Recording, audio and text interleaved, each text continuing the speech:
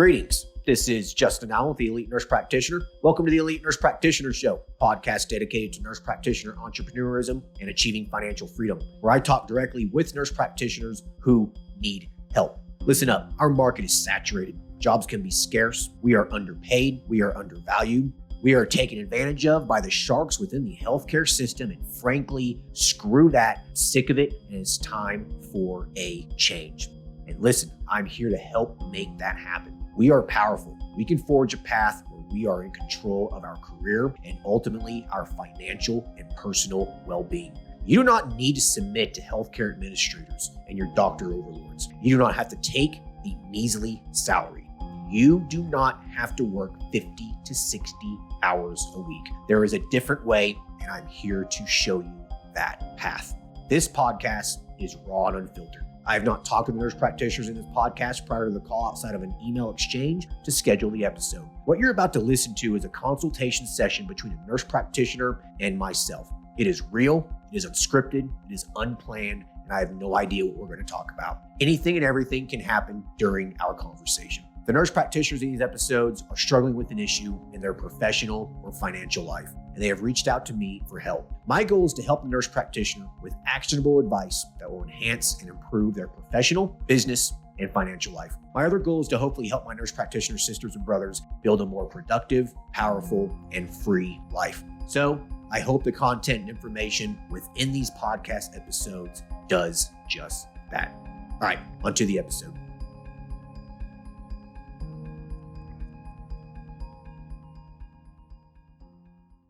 Hello, everyone. Today, we will be talking to Chris, who is a family nurse practitioner practicing out of Georgia. Currently, he is doing travel assignment work as a registered nurse to bring in income to live off and to reinvest it back into his practice. Chris recently started a telemedicine men's health clinic 5 to 6 months ago that is doing fair. Chris is needing assistance with marketing his practice, transitioning to a brick and mortar practice, and building a true brand tailored towards African-American men. He's also wanting to integrate additional services into his practice, such as IV therapy, PRP injections, and joint injections.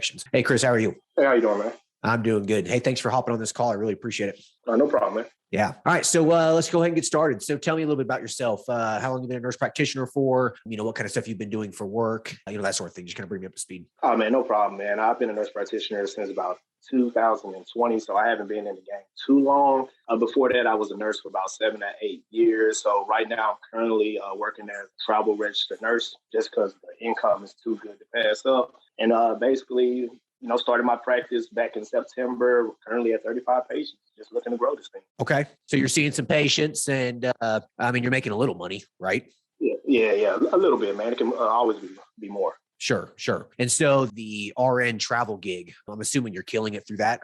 Just give you a ballpark range, maybe around $2,000 to $3,000 a week. $2,000 to $3,000 a week? Yes.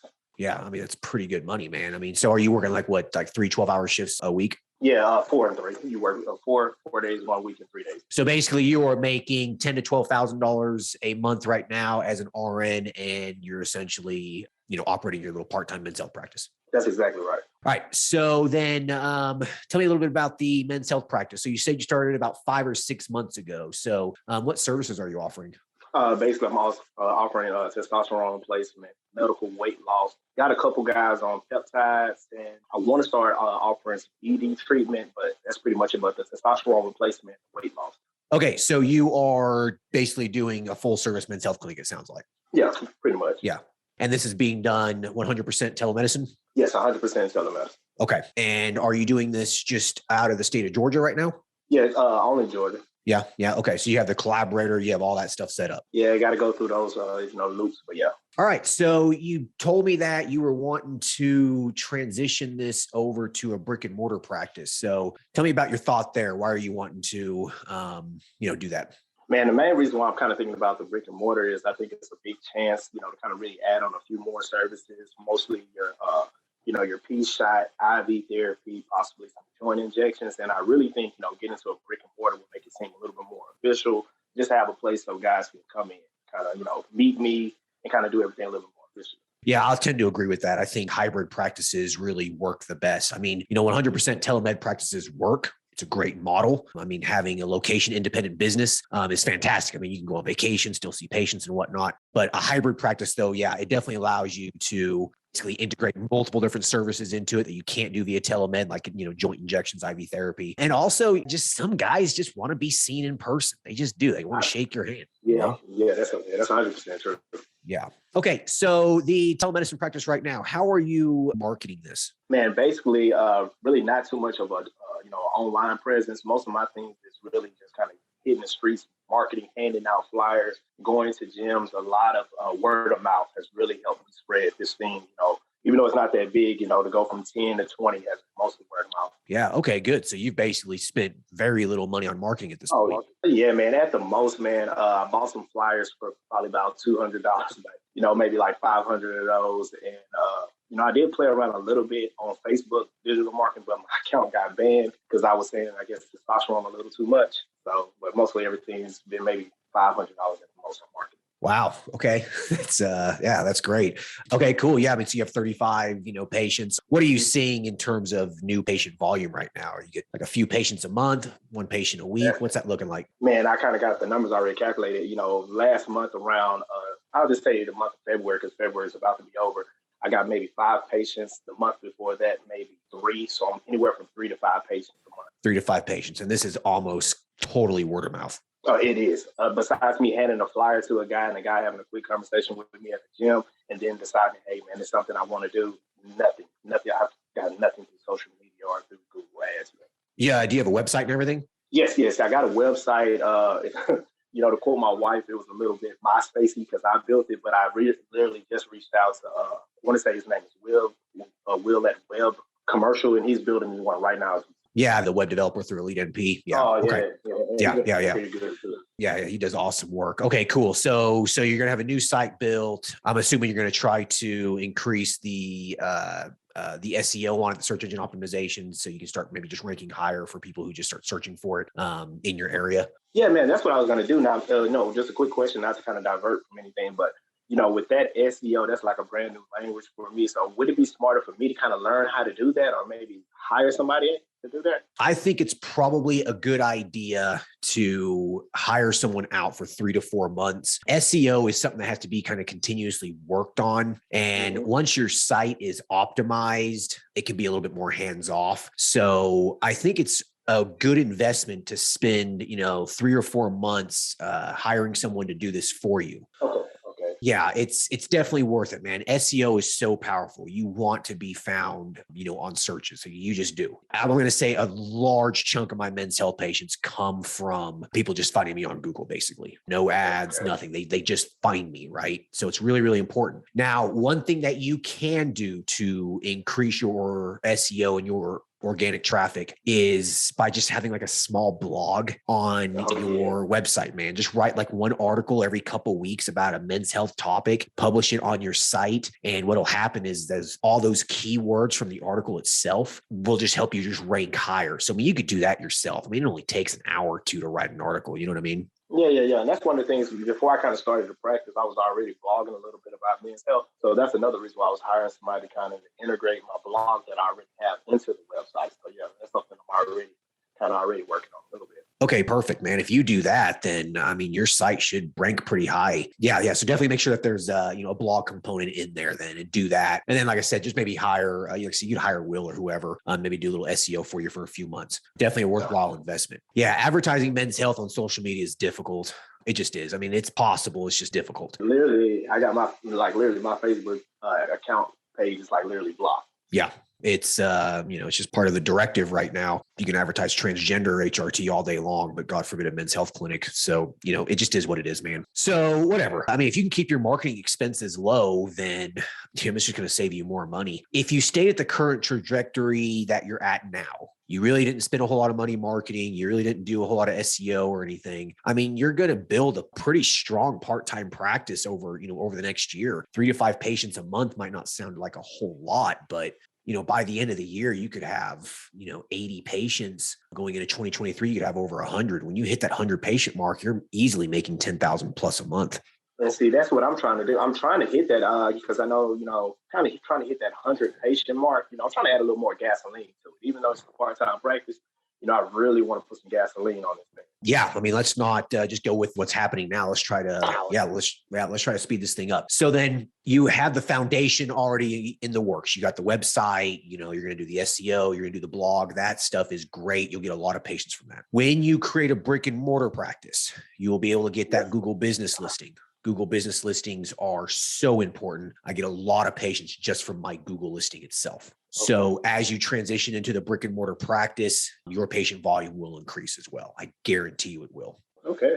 Now there's more expenses that come along with that, but that's just business. You got to spend money to make money. Yes. And one of the things about the brick and mortar, when I was trying to decide if I was going to do, the telemedicine practice or actually try to start the brick and mortar first, I was right there on that divide line. I actually had talked to, leasing companies, and I was probably about a week away from actually signing a lease for a place, but it just seemed like they tried to stick me into like a 5-year lease, and that would kind of had me worried a little bit, and why I kind of, deferred it to tell them. Yeah, 5-year leases I think that's too much of a risk for just starting out. What are the typical prices in your area for a small office? I mean, you don't need more than 1,000 square feet for this. Yeah, I'm in the Gwinnett County area, which is probably like 30 minutes outside of Atlanta, north side of Atlanta. The prices are pretty expensive, man. When I kind of searched around, anywhere for maybe 1,000 square foot building was maybe 2,000 to maybe 2,200, which seems like a lot to me. I don't know if that's a lot in general. Yeah, that's a little bit on the high side for, just for a small practice you're getting started. I mean, that's pretty cheap for some areas. And then for some areas, that's pretty expensive. $2,000 a month for 1,000 square feet. I mean, is it at least in a good location? Now, one of the ones I looked at, it was basically had 2 listings. One of them was at a terrible location. The other one was a little bit more expensive, around 2,200. It was an okay location. It was right next to, looked like a women's health center and then a salon. So, but it had its own, signage and everything. Okay. Well, I think that if you could just shop around, man, and keep your eyes peeled, I mean, you live in a very, very highly populated area. So, just pick a radius, within an hour of you. And, I mean, if you got to drive, you got to drive. But yeah, I mean, I think you could probably find something pretty reasonable, $1,500 to $2,000 a month, on a main street, a busy street. And and that should work out for you. That does sound expensive, but I mean, how many patients is that to cover it? 15 patients? Yeah, that's it. And that's where my mind has started looking at this. Everything that I price per patient in my mind when I have to buy something for the business. So right. Anyway, can help Exactly. Right. So, I mean, your rent is covered off of 15 patients. I mean, you already have 35. So you're already basically, you're covered, So I definitely understand that. Yeah, I see very little risk here. I really do. I think that if you want to grow this and integrate the IV infusion and the joint injections and whatnot, I think that, I'd say pull the trigger and get going on that ASAP. Okay. Yeah, that's some good advice. Yeah, I definitely would. I mean, you can scale and grow a telemedicine practice, but the volume is always going to be restricted based off of your time. And it's just all an active income stream. I mean, you're basically running this thing yourself, right? Oh, yes, just me by myself. So when you have a brick and mortar practice and you hire a receptionist or a medical assistant or something to help you, they're going to take off a lot of the workload for you. So then you can start getting into the process of growing and scaling the business. So where you're at now, it's kind of hard to grow and scale this because it's just a one-man show and, you're just doing it telemed. You're going to be very, very restricted. You're going to hit a wall at some point. Yeah, that's my worries too. Like I said, even, pouring gasoline on something and then just say I go from 35 to 80 people and it's just me, then the service starts to decline that I can offer. Exactly. That's a really, really important point. You can market to your heart's content, but if you can't fulfill what you're marketing and you can't deliver the service and whatnot, you're going to piss people off and they're going to just go somewhere else. Yes, definitely. Yeah. So I mean, it sounds like you're already generating enough income to, start something. How much money are you bringing in a month about? Oh, yeah. Kind of got it down. For the 35 patients, most of those guys are locked into basically into a subscription model. So they pay every month. But I got a few of my weight loss people, which I was going to ask you about that. But basically for the 35 patients, I'm bringing in $3,212 a month. Is that profit or just the revenue in general? That's basically the profit. That's the profit's $3,200. No. The profit is $1,000 a month. That's how much I'm bringing in all together. That's how much you're making is $1,000. Okay, gotcha. So you're bringing in $3,200. How much are you charging each patient per month? My testosterone, just say my from the creams to the injections is anywhere from 140 to 160 a month. Okay, gotcha. So a lot of the patients are that, and then you got the weight loss patients who are paying a little bit less than, I'm assuming. Yes. So you're bringing in $3,200 a month already. You're not that far off from covering the overhead of a brick and mortar practice. You're pretty close. And see, my question was, okay, I'm saying my profit is anywhere from between 900 and 1,000. If I was to add into that brick and mortar, the profit is going to basically just go away, right? Yeah, because I mean that $1,000 is going to go towards rent, and then you're going to have to make up the difference. Okay. So you're going to be investing money into this for a little while, unless you can just get a lot of patient volume in a short amount of time. And so you're already taking the steps necessary to get there, with the new website and whatnot. So you have two options here, man. Either you're going to continue doing the travel assignments and funneling your own money into the practice, if you go brick and mortar, or you maybe give it some more time, 5 to 6 more months, get the patient volume up via the telemedicine route. And then once you hit that number, I'm going to probably guess it's going to be about 50, 60 patients. When you hit 50, 60 patients, then you should be able to cover the overhead of a brick and mortar practice. And that's exactly what I was thinking, because, I was talking with my wife about this too. And I was saying, hey, 35, I kind of had and I think my number was a little, more on the, concern. I was saying, hey, I need 100 to cover that, but that may be way too many. Yeah, I don't think you'll need that many, man. I really don't. Okay. Yeah. I mean, if you hire a medical assistant or a receptionist, possibly. So, you figure $2,000 a month, you're going to need probably 50 patients or so to get there. I'm surprised, honestly, that your profits aren't a little bit higher. Okay. Yeah, you should be making profit off each patient at least $100, $120 a month. Yeah. My thing is too, I don't, when I calculate this with some quick numbers I did, I'm looking at it. Okay, I charge every guy, I may have given those numbers because, I still got to pay my collaborating physician. And the way that we work that out, right? Yeah, that's kind of what made, and then also taxes and different things. So collaborating physician eats a little bit of it. Not too much though, because I actually got a pretty good collaborating physician. Yeah, it's an added expense too. I forgot about that. Well, each patient, let's just say that each patient's paying you $150 a month. After supplies, meds, and all that, you should still be making at least $120 a month off each Men's Health patient, then minus the collaboration fee and whatnot. So yeah, I mean, I guess the profits. And there probably was some miscalculations on my part. Yeah, because the more I'm looking at it too, and looking at my own account, it's more that I see a little bit more than the $900 every month after I pay all that. Okay. So listen, your business checking account doesn't lie. So what's that number, if you don't mind sharing that? Oh, no, man. No problem at all. The business checking account, after I pay for everything, I'm usually seeing around $2,000 on it. How much is in there now? Do you know? Oh, yeah. Probably since I'm building out the website and everything, probably around about 1,800. So it's still not a lot in. Okay, gotcha. So you don't have a whole lot here. Okay. No. So like I said, you have a couple options here if you're gonna go brick and mortar. Either stay telemedicine for a while, get to, between 70 and 100 patients and then transition, or continue working as a travel RN and just keep funneling money into it, or keep doing the telemedicine and just pad up the business checking account as the RN, get that up to about $10,000 or $15,000. And then that way you have some working capital to keep you afloat through, the first 3 or 4 months of the brick and mortar practice. That's what I did. Yeah. I think that's what I'm going to do too. I think I'm going to keep doing this assignment, maybe till July, and then kind of not spend any money off of that besides what I need to kind of do it. Or I may even take some of this nursing money and throw that into the practice and just let everything roll over. Yeah, that's what I think you should probably do. I'd say pad that account up to $10,000 or $15,000 and then pull the trigger. Yeah, I think that would be the safer bet, because I'm one of those people. I try to be very calculated with everything. I think that'll make me feel much better having maybe like 3 to 4 months of reserve before I kind of jump into it. Oh, dude, 100%, man. It'll reduce your anxiety significantly. I'd say definitely go that route. All right, so I think that's the plan with the brick and mortar practice. So in terms of marketing goes, with the telemedicine practice, you got the website, you'll do the SEO and whatnot. I think some Google ads are worthwhile. So I would definitely go that route, pay just maybe a couple $100 a month on some Google ads and see how that pans out. Okay.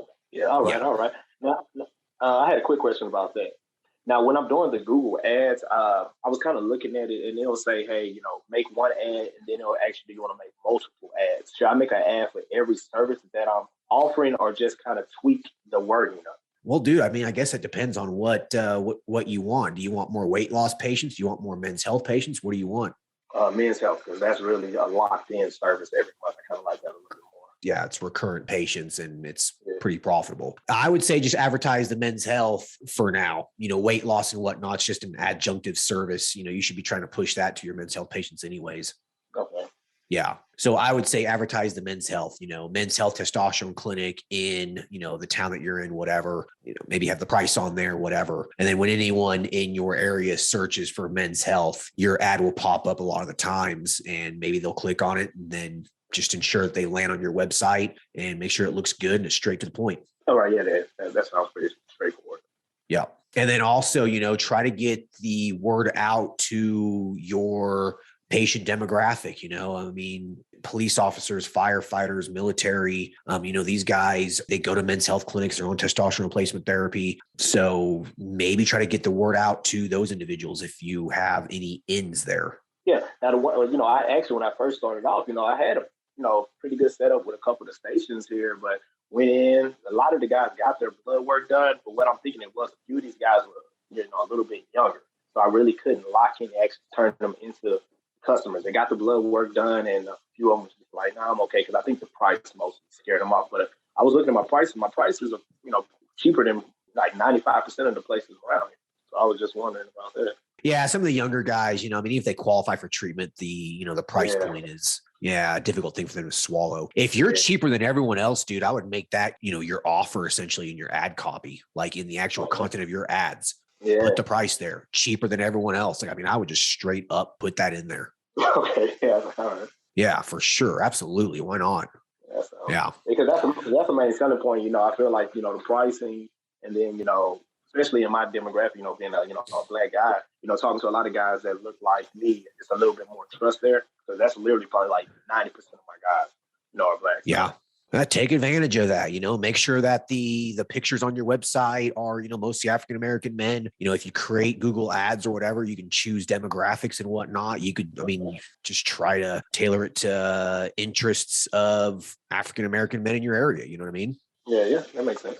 Yeah, absolutely. I say go for that. TikTok supposedly works really, really well for men's health, and you can advertise on there. So that might be something to think about if you can create some videos. Yeah, that's kind of what my game plan is when it comes to this practice. Not just having the practice, but really making a lot of social media videos, a lot of free information for guys, so I can kind of say, hey, this is what I offer, this is who I am, and let me help. So that's kind of what my next goal is. Kind of shoot a lot of. Yep. And if you integrate those videos into your website, it'll also increase the SEO and whatnot as well. So okay.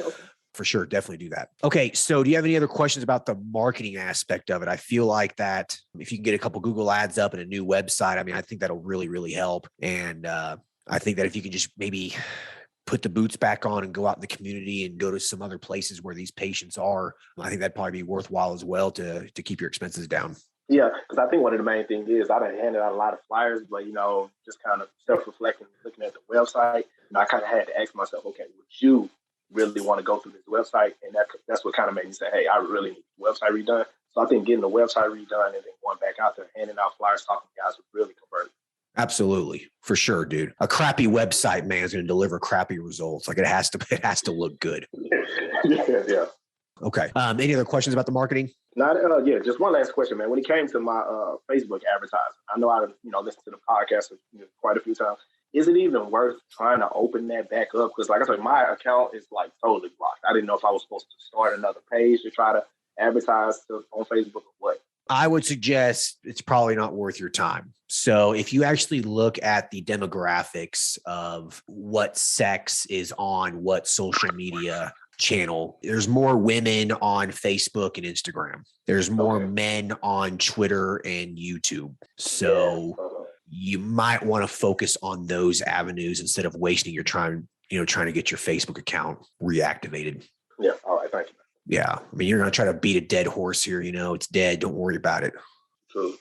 My men's health ads on Facebook, they've delivered some results, but they really were, I don't know. I just don't think there was much of a return on investment on it personally. Yeah, I can see that, man, because literally it's, they shut things down for no reason, no logic. There's no logic behind it at all. I know. So maybe look at some other channels instead, man. Maybe YouTube, Twitter, Google. A lot of men's health clinics, man. It's just the men finding you. They're actively looking for you. So you need to make sure that you are easily found. So if you can get a Google business listing, even though if you don't have a physical location, if you can get a Google business listing, it'd be really, really, really, really worthwhile. You'll see that your patient volume will increase and the calls will increase as well. All right, that sounds good. You could get like even a shared office space or go rent some little podunk closet or something somewhere that has its own address. You can just use that for a Google business address. Okay, yeah, that makes sense too. Yeah, that's pretty quick and cheap to do too. Yeah. So consider that.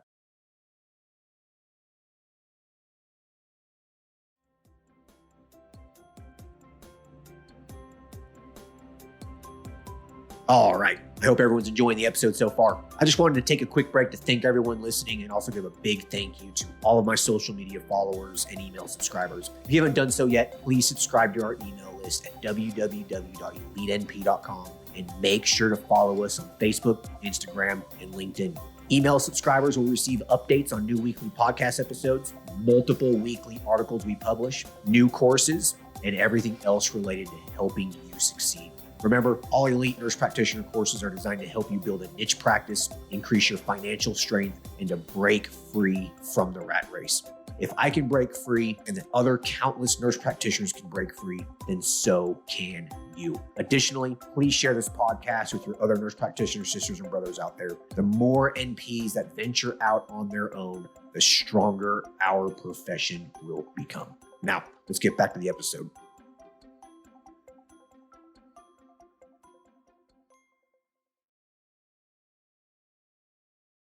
Okay, so you're wanting to integrate some additional services like some injections and that sort of thing. Tell me your thoughts on that. Why are you wanting to do that? Because the couple guys I've talked to about any type of ED treatments and everything, I've had quite a few guys ask. I know how to do the P shot because of before I started my practice, I worked in a men's health clinic that offered it. So I had quite a few guys ask me about it, and I know it can be a very profitable thing and really help a lot of guys out. So that P-shot is really something I'm looking for. And then also with the IV therapy and the joint injection, just, a couple guys asking me about it, me not really having that brick and mortar, which is kind of, putting in my mind, okay, this is something I need to kind of look at doing. I mean, if your patients are asking for it, then deliver the demand, right? And you'll probably be one of the few men's health clinics in the area that actually do that. Yeah, that's exactly it. Because, the other clinic I worked at was like mostly in Atlanta, but in my county, there's no other place that does that. So that's why I was like, okay, this is a real opportunity right here. Yeah, and especially if you're tailoring it to African-American men too. I mean, that's one great niche demographic, target market, and you're offering some really cool niche services. I just don't see how that could fail. Yeah, I really don't. Just make sure that you're pricing it appropriately. Okay. So you want to make sure you're doing your market research, see what other places are charging and either match them or undercut them just by a little bit. And then you'll find your practice, it'll grow. Yeah, man, that's the main thing I did. I remember I read a couple articles you wrote, heard you on the podcast say that. I literally took one of the, called around, got the guys, everybody's prices, and said, hey, I'm going to go $10 cheaper than these guys. Yeah, dude, that $10 difference, man, is a huge selling point. It does. It literally does. Yeah, and it doesn't really, it hurts your profits, sure, but it's not anything significant. And, you just got to do what you got to do at first to get the patient volume up. Yeah, I definitely agree. Okay, well, I really feel like that. You know what you're doing here. I mean, you already have a practice that's profitable. I mean, you're not making a killing, but hell, you're making $1,000 a month, and you're probably not working that much, I'm assuming. Yeah, Not really. Right. It's pretty easy. Yeah. So yeah, dude, I mean, you know what you're doing and you're doing it. I think that the fuel in the fire here that you are needing to get this to the next level is spending some money on marketing and probably just getting that brick and mortar practice up and going. I think that, those two things should be your priorities here. Yeah. I could definitely see that after having this conversation and stuff. It's just mostly, the fear of saying, okay, jumping into that lease, but I got to think about it. Like I said, the opportunity to help it grow outweighs that risk of jumping into that building. Absolutely. I mean, you're never going to reach your full potential without that office if this is what you want to do. There's a lot of fear surrounding, signing a lease and doing that. I mean, it's one of the biggest risks with opening up a business, signing the lease and having that location. But what you're doing is already profitable. You know that this is a in-demand needed service in your area. So I don't really think there's a whole lot of risk here. I just don't sign anything for greater than a 2-year lease though. Okay. Okay. Man, that's, yeah. Yeah, these 5-year leases, I don't like that. I mean, unless you are just completely confident, have an established model, and you know you're going to kill it, then, 5 years is fine, whatever, because it's not going to make a difference. But there's still some unknown here for you. And I think that a 2-year lease would be a lot less riskier. And yeah, that's the route I would go. All right, yeah, man, that sounds good. So that kind of, lets me kind of, have a strategy going in to really what I'm looking for and see what I'm going to do. And then I say pad that account up with $10,000 and then pull the trigger on a lease. I think that's the main thing I'm looking at. I'm gonna, kind of put some set numbers in my head saying, hey, these are I'm type of person I gotta have written down goals. So that's kind of, I'm gonna look at 70 to 100 people and then 10,000, 10K, and then looking forward to leasing to, a couple of these offices over here. Yeah. The $10,000 mark, if you can pad your account with the $10,000, I don't even think I would even wait for the 60 to 80 patients. Okay, that sounds good. Yeah, because I think your volume is going to just increase. I mean, I think it'll increase with the building. I think you'll be able to get to that 60, 80 patient mark much faster with the brick and mortar location. Yeah, I can see it because, like I said, it got a physical location. One quick question, though. I have when you're trying to get the brick and mortar, just to sign the lease, how do you feel about radio? Radio ads? Yeah. I've done radio ads, and I thought they were a waste of money. Okay, yeah, because I heard they can get pretty expensive, too. Oh, yeah, they're expensive, man. Now, that just depends. I mean, certain areas they can work and some areas they can. I feel like that I was probably just maybe on the wrong radio station and not in the right area. I don't know. I didn't get very many patients from it. I thought it was a waste of money, but I know of other practices in some areas that kill it with radio. Yeah, you need to be thinking to yourself, are my men listening to this? I think radio is slowly dying, man. I mean, people just stream stuff anymore off their phones, and I don't think a whole lot of people listen to the radio anymore. Yeah, because I think that's really where it's going. Social media is really the new thing, podcasts and different things like that. Because that was going to be really my game plan was to talk to a few different places, and go in, possibly do even a seminar, where African American men talk about health, and we kind of talk to them about, hey, this is what my clinic offers. Yeah, I think that's a great idea. Why not? It costs you pretty much nothing to do that. Yeah, exactly. Just a little time. Just a little time. Right. And you probably have some time anyways, So I say try that. Just get in front of the patient. You got to get in front of them. That's really just what you got to do. That's marketing, getting in front of your customer. That's literally it. Yeah. Now, another quick question, man. What about, have you ever thought about any type of collaboration with gyms or trainers? And would you ever try to set that up, any type of commission, anything like that? Well, you're not going to want to do any kind of commission-based stuff. That's going to be some, anti-kickback stuff. That can get kind of, kind of some gray area stuff. So you're not going to want to do that. Okay. But I mean, there's nothing wrong with, getting the word out to those gyms and whatnot. And I mean, there's no reason why you can't refer patients to those gyms. Be like, hey, listen, this gym is awesome. I mean, if it's awesome, it's awesome. As long as there's just no agreement, I scratch your back and you scratch my back. As long as there's nothing like that, then go for it. Why not? Okay, that sounds good. Yeah. So I think that partnering with gyms and, seeing if you can put an ad in the gym, in the locker rooms, or even like on the screens or whatever, those things kill it. Okay, yeah, that sounds good. Bars and restaurants work really, really well. Just where are these men hanging out? Basically, where does Chris hang out? Because basically you are your patient, right? You're a professional African-American man. You like to feel good, you like to look good. Where do you hang out? That's where you need to be advertising. Man, I think you're 100% right. Especially like in barbershops, especially for guys, because every guy got to get a haircut. Absolutely, man. Barbershops are a great place. 100%. Hey, can you mind throwing my cards right here? Give me your cards. I'll put them in my, in my office. Big deal. Yeah, What's wrong with that? That sounds good. Yeah, get in some barbershops for sure. I mean, that is a lot of men going into a barbershop on a daily basis, weekly basis. I mean, I bet some of these barbershops see 1,000 unique faces a month. That's true. That is too true. Yeah. So yeah, there you go. There's one place. So that's what I want you to do. Just sit there and think, where are my patients? And that's where you need to go and hand out the flyers and the cards and see if you can just get this word of mouth following up even more. And then the $10,000, dude, there's no reason why you can't save that in 2 or 3 months. No reason. Oh, yeah.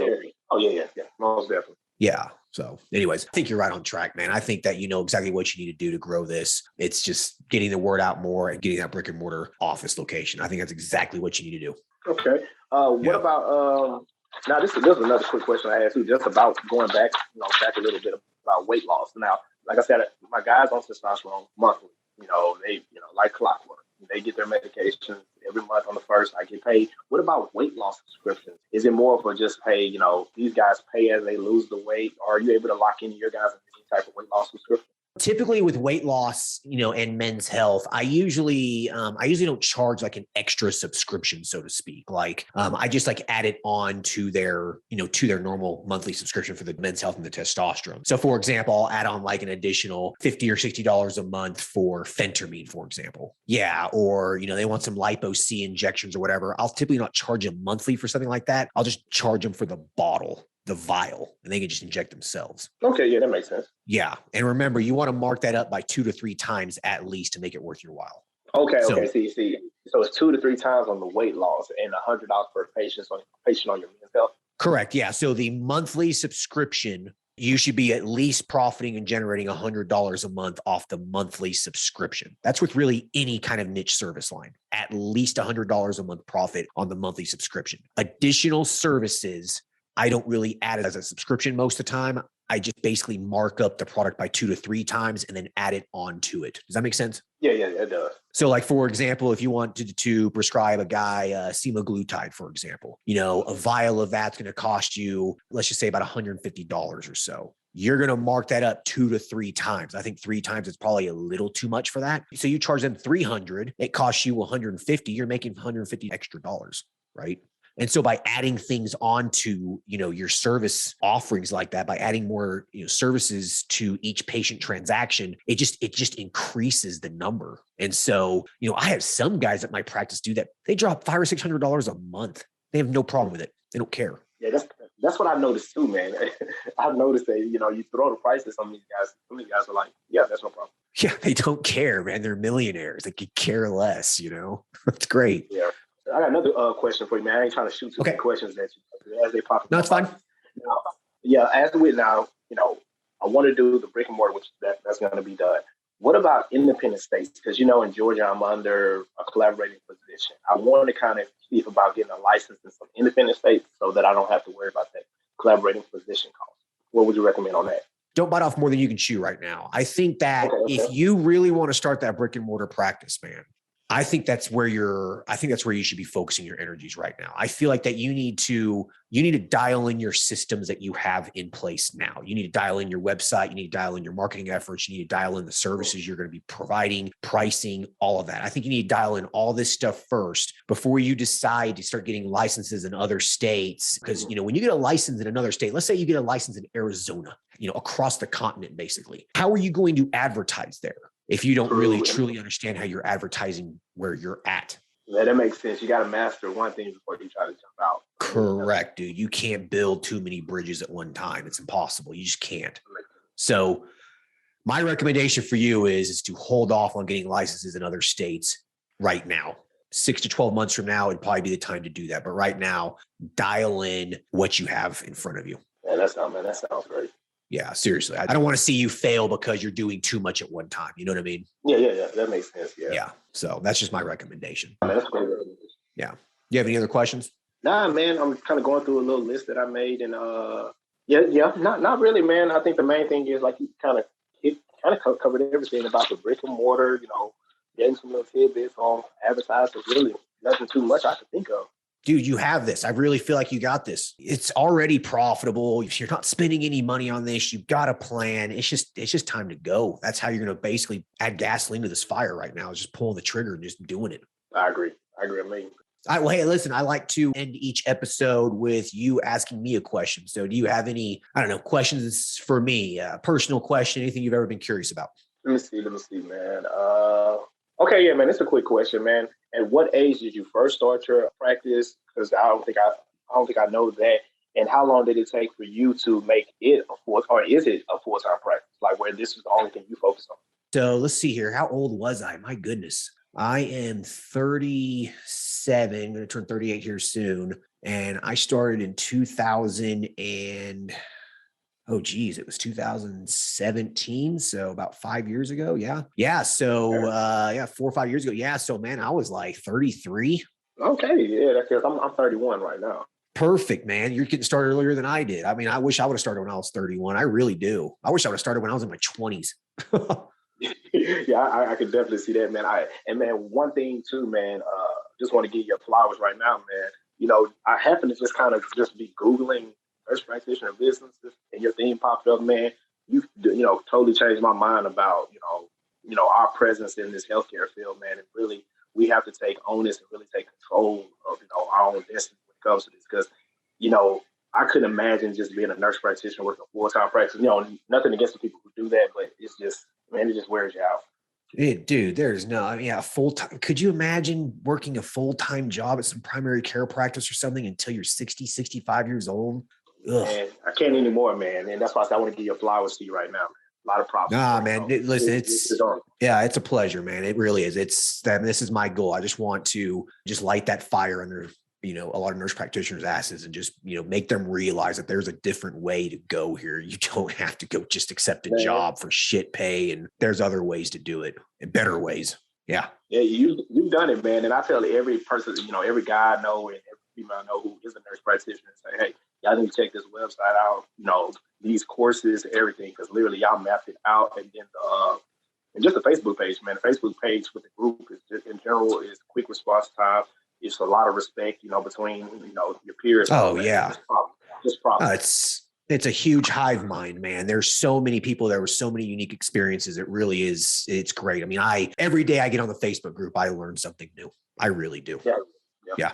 To answer the latter part of your question there, my practices really never, they're not really full-time practices. I don't want them to be full-time practice. I want them to remain kind of little part-time practices because I am under the mindset of having multiple income streams is the safest route to go from a financial standpoint in today's world. I think that putting all your eggs in one basket is not wise. So yeah. Now, with that said, my men's health practice is a full-time business, though. I mean, that's what we are open 5 days a week. We are open 40, 50 hours a week. I have staff. I have other nurse practitioners. How long did it take me to get there? About 3 years. Okay. Yeah, it took time. Not long. Yeah, but that's still not long if you look at it in the grand scheme of things. No, it's not. 3 years is nothing, man. It's a drop in the bucket. It's nothing. And I'll tell you, 4 or 5 years in now, it's great, man. I'm there 6 hours a week. It's literally it. My office manager takes care of almost everything for me. All I do is pay the bills, look at the financials, see some patients, and take care of a fire here and there. It's great. And then I make a lot of money. It's fantastic. Yeah. So that's the goal, man. That's my goal. That's the goal. I appreciate it. You'll get there, dude. You'll get there. Just give it a couple years. Yeah. All right. Well, listen, Chris, it was a pleasure talking to you. I hope this was helpful for you. Man, it definitely was, man. I appreciate your time. Cool. All right. You're welcome, man. Take care. All right, you too. Bye. All right. Thanks. Bye.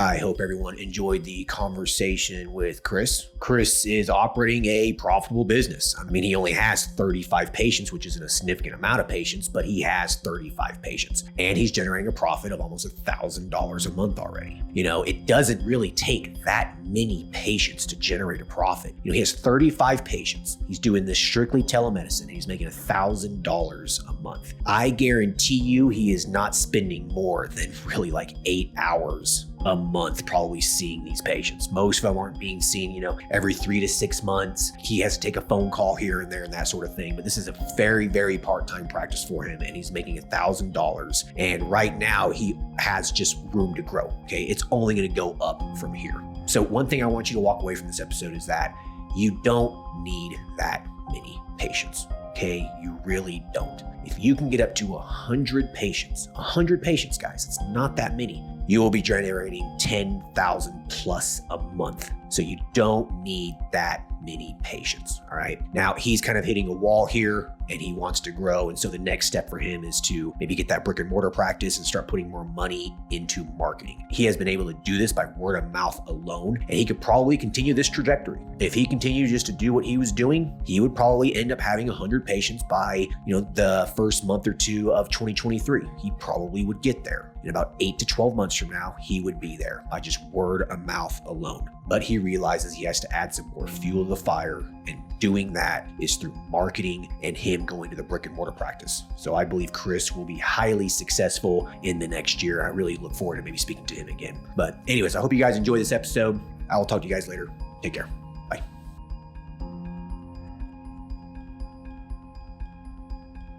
Thank you for listening to the show. Quick legal disclaimer. The content of this podcast is meant for informational and entertainment purposes only and should not be used as legal, financial, medical, regulatory, or practice-specific advice. For information pertaining to your specific legal, financial, medical, or practice-specific needs, please be sure to consult with your lawyer, CPA, medical director, and/or your state's practice laws and the most up-to-date clinical guidelines. As always, do your due diligence when it comes to any information found online and in podcasts. The content in this podcast is copyrighted by Galaxy Medical Southwest 2022 and cannot be duplicated, rebroadcasted, or reproduced without our written permission.